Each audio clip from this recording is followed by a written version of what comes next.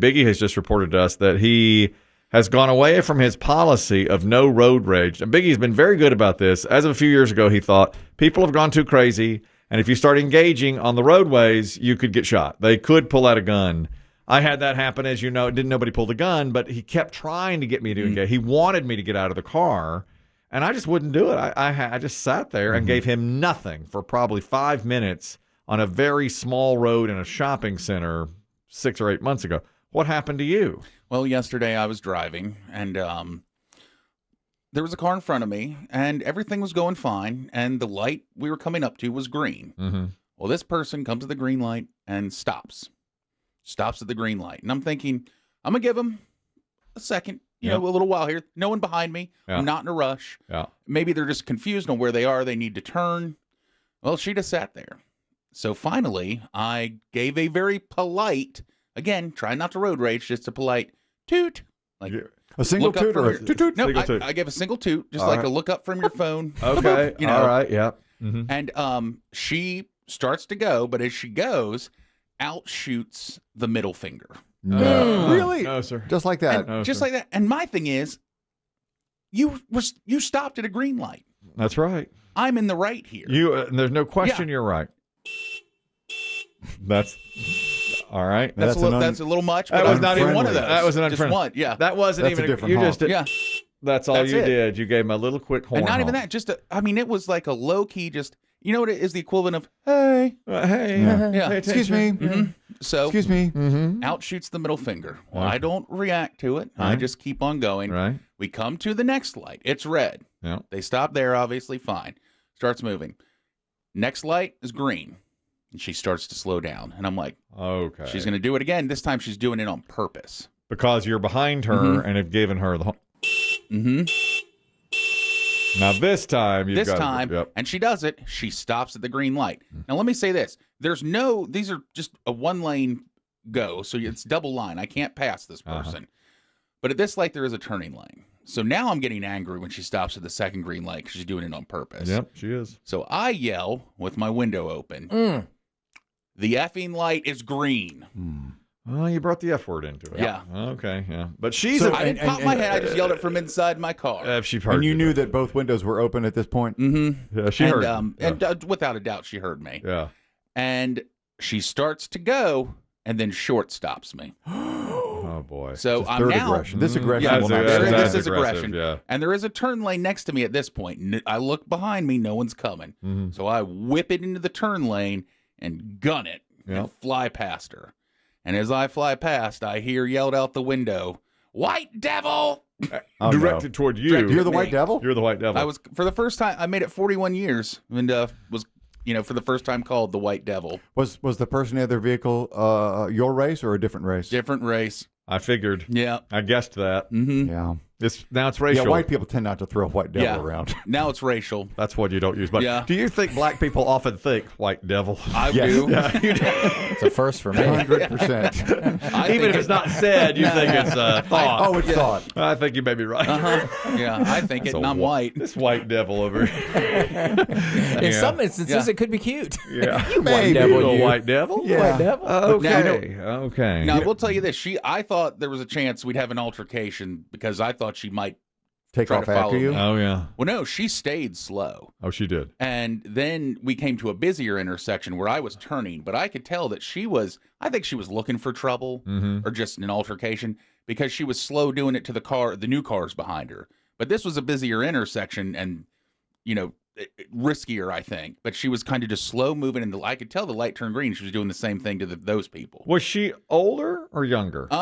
She was probably, I'd say, 40s. Okay. But she looked like she looked very angry. Yeah. Like, I think she was out for an altercation that day, maybe having a bad day, and what I thought was a polite toot it rubbed her wrong. But again, she stopped at a green light. Yeah, you can't stop. That's the thing. I mean, if you're going to do it, and I'm sure she was looking down at her phone. And of course. Yeah. Well, of course. I think it's either phone or stoned.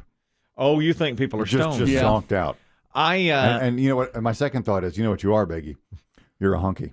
Oh, that's a honky. That's a honky move. Yes. Boy, You're that's an actual honky. Is that how we got our name? Honky. Did we honk it? Did we honk at people? No, way before car horns were invented, Yeah. we were honkies. We were honkies way back. I don't know where that term comes from, honky. But I just was. I do. Oh, you do? You Yeah, never, it's because white people sound like this. They talk through their noses. They honk like geese. we honk. Is that why when We do. a black comedian does a white person voice, it's always sound like that. Richard Pryor, Eddie Murphy. Oh, they've been doing that for years. Put bananas in the tailpipe. He said he wanted to go and do something. He wanted to honk the horn. We sound like that. But we don't all sound like that, do we? We kind of do. No. We don't sound like that. And we kind of do. Oh, that's Especially when we're angry. Yeah. But you escaped, Biggie. I did escape. I mean, she didn't track me down or anything, and that made me think. I was like, I think this person's something's off. Did I tell you about the altercation I had with an African-American woman outside my hairdresser's store probably a year ago? I don't know that I've revealed this. I was getting out of the car, and she was apparently sitting in her car. Now, I had parked right next to her. And when I opened the door, my door hit her door, which was wrong. This does sound familiar. I may have told you this. But my door hit her door, and I didn't know. She was sitting in the car, and I didn't know it. And so I was like, uh-oh. You know, It's a real moment of honesty. And I closed the door, and she got out of her car and looked at me. She goes, "You just hit my door." And I was like, "Oh, my gosh, I'm so sorry. I'm so sorry. I didn't realize that I did. I didn't mean to." And Honk, honk, honk. Honk. I didn't know. Eyes must have been the wind. And she came over. Now, I have a 1998 Acura, okay? Fact. And her car was probably a 2003 Accord. This was not anything. It wasn't like it was a brand new car or anything. And so she pointed at the door, and she goes, "Look at those scratches that you made on that." Did everyone in the Great Clips pull out their phone? Yes. This is about to be good. Oh, it's on. We got It's on. Okay. We got a black woman and a guy who talking like this. Oh, I didn't know. And everybody's got their phone now at the big picture windows, and they're looking at this. And she goes, "Look at those scratches on my car." And so I said, I was like, let me do a little detective work here. So I opened the vehicle and basically got it within, a millimeter of where it would strike the car. Intending to show that there's no way your door could have done Which that. is damage. exactly what I did. I said, "See here, my car didn't cause that damage." I said, "I am really, really sorry. I did bump your car. I apologize. But as you can see, there's no way that I could, because neither car has moved, there's no way I could have caused that damage." And she goes, "I'm just sitting here. You hit my car." And I was like, "Yeah, I did, and I do apologize. Is there anything I can do for you?" And she just mumbled and got back in her car. And so at that point, I turned to all the looky-loos, and nothing to see here, folks. It's all, I took care of it. Return to your home to the place of business. I don't want to be on TikTok. I'm not a Karen. I'm not the white devil. I don't want to be up on. I don't want to see this later on YouTube or anything like that. Ironically, my car is white and old, but I am not a white devil. That's right. Shook me, though. Yeah. Shook me for a minute. It should have. Road rage like that. You never know what's going to happen like that. We have today the good, the bad, and the ugly. A good story, a bad story, an ugly story. And the first is for you decide if it's good or bad or ugly because the internet is divided on it.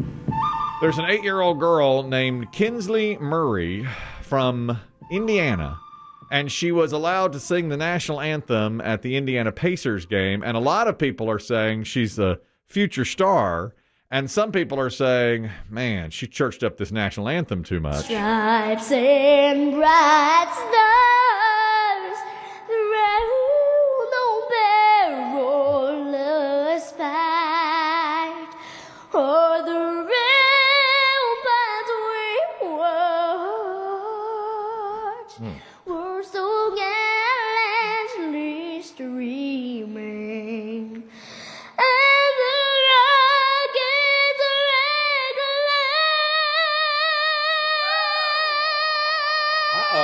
Uh-oh.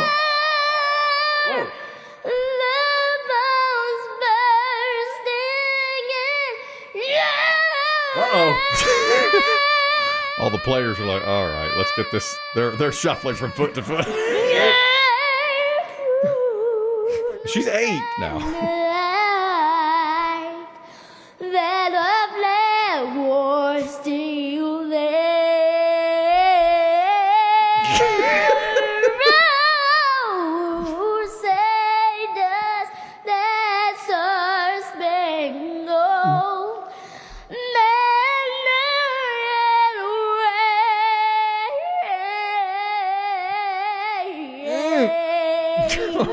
Big For finish. the land of the free.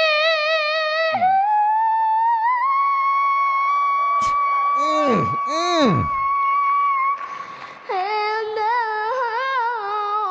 home Yo.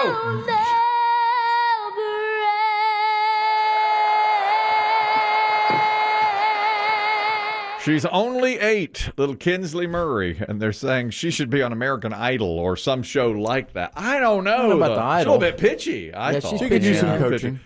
She needs She coaching. has talent, Well, but she could use some coaching. She threw it out there, though, She's didn't got she? range. Man, and to be in front of 20,000 people doing that at age 8, I give her some credit. I blame Christina Aguilera for this. Some were saying she's the next Christina Aguilera. Yeah. That was the exact That's how word. she sings every day. That's right. That's it.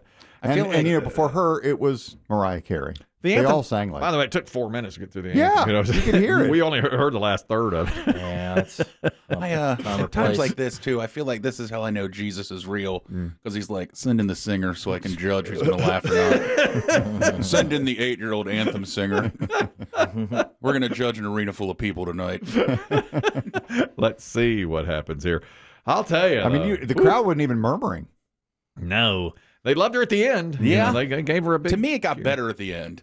Well, and you're not gonna boo an 8-year-old. No, exactly. That's and the it thing. is That's the the anthem. test. That's the thing. She has the goodwill of everybody because she's 8 years old. Exactly.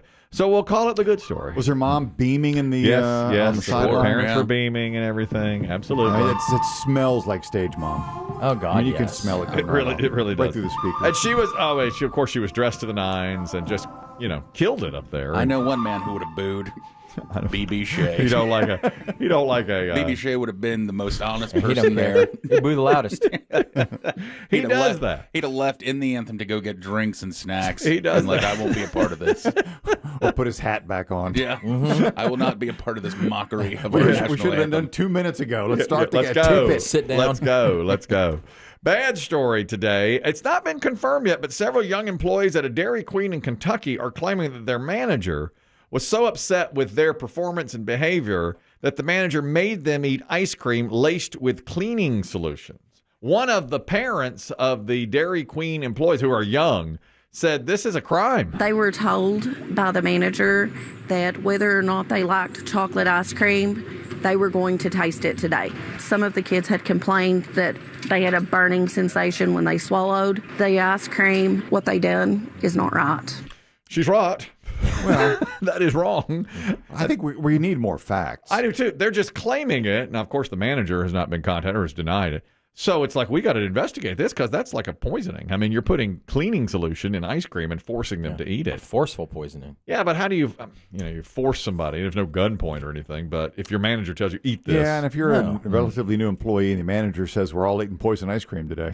That was Angela Patton, who says that her daughter came home complaining of stomach pains after eating what was supposedly ice cream with cleaning solution. Where's this guy? The police are starting to investigate because this happened a couple of days ago, and the moms have now called the police and said, "Hey, this guy's poisoning our kids here." This, I hate to say it, this may turn out to be a nothing burger. It could be a hoax. It could be that they're Trying to, the employees banding together against a manager. It's possible, but it makes no logical sense. I know. Unless some customer complained about poison in the food or cleaning fluid. And the manager said, well, everybody taste it. Yeah, maybe that was it. Maybe somebody said, I can't come up with any scenario. Is it possible that the employees were accused by a customer of putting cleaning solution in? Or this tastes funny. This tastes funny, and then they say, okay, all of y'all eat it. And maybe one of the employees did it. You know what I'm saying? Like they did it for fun. Oh, no. That's pretty bad, though. Yeah. That is one thing, boy, you just don't do. This seems like one of those things that kind of got whipped up and into more than it really was. Yeah, it might not be. It might not be a real big thing. Well, But speaking of, you're talking about the youthful age of the employees there at the DQ. Whether Dave and I, we enjoyed our road trip. Kelly did not. On the Two Guys Named Chris Comedy All-Star Well, Tour. Kelly, to his own mind, he did enjoy it. yeah, I made my choices. Oh, that's eating right. in Salad in the cemeteries cemetery in the mausoleum mobile. That's what they're calling it, the Mausoleum Mobile. What was it the other day? The Autonomy van. Yes. And because I made my own choices. I ate salad in a cemetery while they all went to Fat Harold's and had burgers and beer. Yeah. That's right. I didn't want that. I didn't want any kind of party van. So on the way out of town, we went stopped at Johnny D's, and all of us at the table Weather Day, myself, and our buddies BB Shea and Promo Matt were stunned at the age of the employees. Oh, the workers. They're so yeah. young. They're like 18, 19, 20 years old. Yep. Well, yeah, of course. I mean, And the manager could possibly be like 20. Yeah. He's not even an Well, old that's guy. the thing. Who That's knows? right. At a Dairy Queen with the Braziers? In Kentucky? Yeah. I worked barbecue. You worked that age in pizza. Yeah. And one time our manager was in his mid-30s, but we had two managers, like a daytime and nighttime manager. The daytime guy took another job, quit and took another job. So nighttime guy went to daytime, and our 20-year-old coworker became the nighttime manager. And it didn't work well because we had all been peers, and we were 16, 17, and he was 20. And so we didn't give him the same respect, That's right. which we should have, Didn't respect the office. I was running a pizza shop at 20. Yeah. Everyone under me was, 16, 17, Yeah, 18. We all had the same, it was hard to be their boss. of course. Because we were all basically the same age range. Yeah, and Yeah. plus we had worked together as equals for so long, and then all of a sudden he's the manager, and we didn't. Yeah. Un- You unfortunately, didn't take orders. I'm not taking orders from you. I know. Kelsey, you're talking about the Dairy Queen, where these employees were forced to eat what they say was chocolate ice cream that had been tainted. Go ahead. I used to work at Dairy Queen when I was a teenager for a few years, and we did every night. We had to flush cleaning solution through the ice cream machines to clean it out to make sure it didn't get moldy or whatever. So I'm wondering if maybe a customer could have complained that it tasted like that, and so because it was leftover residue in there, maybe they weren't flushing it correctly. So maybe the manager was like, "Well, you taste it then." Aha! There we That's go. I very can see it. possible. That is I a can see real possibility. I didn't think about machines being involved. Good That's the one thing insight. about DQ. Their machines are never down. Not like McDonald's. Oh, that's right. I was thinking Oh, of yeah, scoop. But there's so much ice cream at DQ. Yeah, they use them and flush them, I guess. Thank you, Kelsey. Now, that's good insight. That's That Dairy could Queen be. insight. Here's the ugly story. It's from an email who says, keep me anonymous. I think it's Biggie who says he doesn't like using public restrooms. Is that true? You don't like, you don't even use it here. Yeah. No, I don't like using anything outside my house. Gentleman says, We only, appreciate that. only when forced will I do it. Forced. this anonymous P1 says, I'm a P1 listener. I'm 26 years old. I'm a guy. I try never to use a public restroom. Can't stand them. Never have been comfortable with them. One day, last week, Friday, I was at Walmart, and I absolutely had to go. It's the worst. I had to do what, as Kelly refers to as a toozy. Okay. That's right. And of all the places. At Walmart. He said, I went in. No one was in the bathroom. Luckily, I go in the stall. I'm sitting, doing my toozy, and I say to myself quietly, nobody's here. You're all alone. And then from outside the stall, I hear, no, you're not. I wasn't able to go. When you're finished, come over here and join me. No, you're not. I think at Walmart, it's on cue that when you go in there, the burp fart guy has to come in right behind you. The guy who goes to the urinal, and as he's there, is like, sorry.